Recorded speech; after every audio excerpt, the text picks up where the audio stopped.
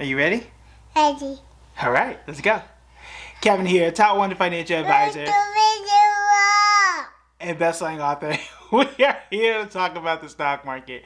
We are expected to get an announcement about student loans tomorrow, and this is going to have an impact on a few stocks. Particularly, I would keep my eye on SoFi. It's not mean to buy SoFi, but if you want to learn more about SoFi, I did do a breakdown on that. Now, that aside, let's talk about what the announcement could mean. First, let's talk about what the announcement is and what it could mean, and then we'll talk about the investing piece here in a second. So, what is the supposed announcement? So, there are plenty of news sources that have said that there is going to be an announcement by the president tomorrow that they are going to forgive $10,000 of federal student loan debt, because it's federal and private. The ones that the Department of Education controls.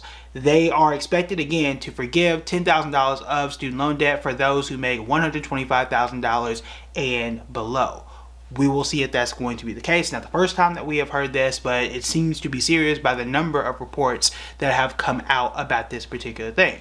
Now, we also know that since the pandemic started, or really kind of got worse, I guess, in about March or so of 2020, student loan payments were paused. So it has been well over 2 years that people who have federal student loan debt have not had to make any payments. Now, those that did, myself included, you've been able to knock down a significant portion of that debt. So tomorrow we'll find out, will it be $10,000? Will it be for those who make $125,000 and below? And then also, when are payments going to start, if at all? Because one of the biggest fears was that come the end of this month, September 1st, when the pause was supposed to end, people are going right back to making payments. And not everybody is used to that, right? Life has completely changed. Expenses have completely changed. And also, inflation has completely changed from the time that these payments were paused.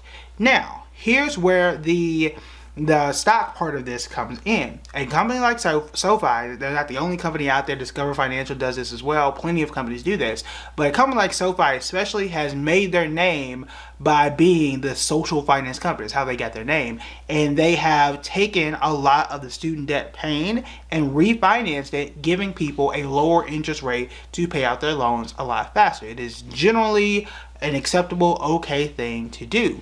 But if I haven't had to make any payments, and I have other things I'm trying to do, invest, save for college, pay off credit card debt and other things, buy a house, all those types of things, then what am I not doing? I'm not refinancing my student loans. I'm not paying SoFi or anybody. I'm just saving and getting my financial life together during this unprecedented time where you haven't had to pay those particular payments. So if you take a look at SoFi, every single time that the student loan moratorium is every time this moratorium is kicked back and they say, look, we're going to extend the pause until February, we're going to extend the pause for another year, or whatever the number is going to be, SoFi immediately drops significantly every single time. Now, that's not a guarantee for tomorrow, so let me know if this announcement is 100% true. We will see. I like to just wait and see, and I'll turn on my TV and get the notification if it is going to be a thing. So we will find out. But do keep an eye on SoFi, because again, they make a lot of money from this. And then keep an eye on what this does for the broader economy. So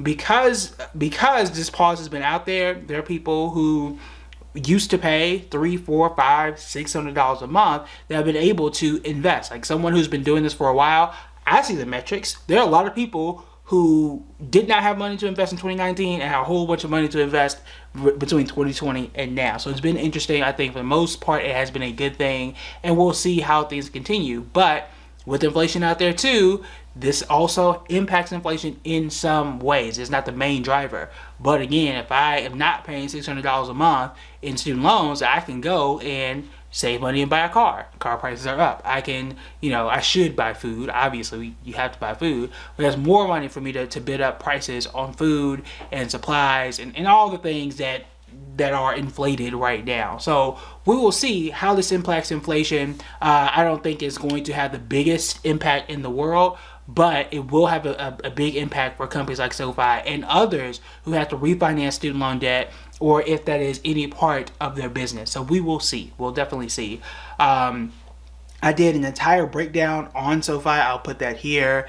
A lot of those thoughts still hold true about the structure of the company and how the like all the parts of the business that SoFi does have. I think that is the most interesting piece for me for SoFi. Except that SoFi is still down 40% in the last 6 months and down about 56% over the past year. So it is a stock that is beaten to death, and I'm not sure. And if I were to guess. Okay, if I were to guess, I would expect it to get beaten up tomorrow too, because, you know, you're saying, look, it's $10,000 I don't have to pay now, and that's $10,000 that I'm probably not going to refinance with SoFi, which is, you know, they can quantify what that number is going to be and potential lost revenue for SoFi.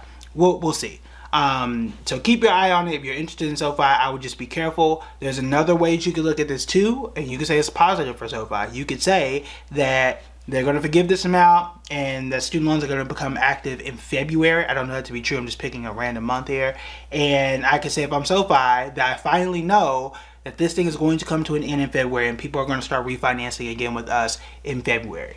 So you can say that this could be the bottom. This is the end of the pain. It is not an endless, you know, questionable gap about when these things are going to be turned on and off. So that's another way if you want to be optimistic. For me, I'm not investing in SoFi, so it's not a question that I have to worry about. But it is a news story that I do need to cover because I know you have questions about it. All right, if you have other questions or things that you want me to cover, feel free to let me know in the comments below. Make sure that you join the members only. That link will be right here, and we do new videos every single week. All right, that's it for me. Talk to you later. Bye.